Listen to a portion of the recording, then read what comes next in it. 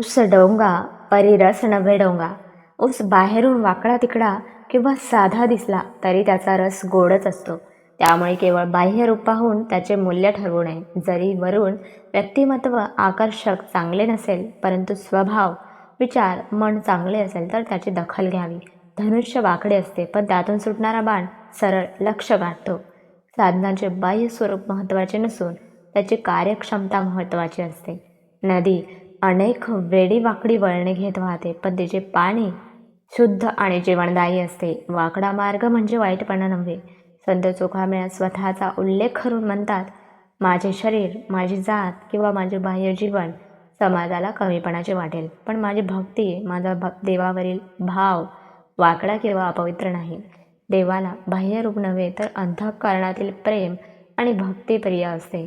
या अभंगातून संत चोखामेळा सांगतात की माणसाचे मूल्य त्याच्या रूपावर, जातीवर, वेशावर किंवा बाह्य परिस्थितीवर ठरवू नये. त्याचे खरे मूल्य त्याच्या अंतःकरणातील सद्भाव, चारित्र्य आणि भक्तीत असते. म्हणूनच ते वारंवार विचारतात, काय भुललासी वरली या रंगा? म्हणजे माणसा फक्त बाह्य रंगरूपाला का फसतोस? अंतरंगातील खरे मूल्य ओळख. मनुष्याच्या केवळ बाहेरच्या रंगाला भुलू नये. त्याच्या अंतरंगाची स्थिती काय आहे ते पाहावे.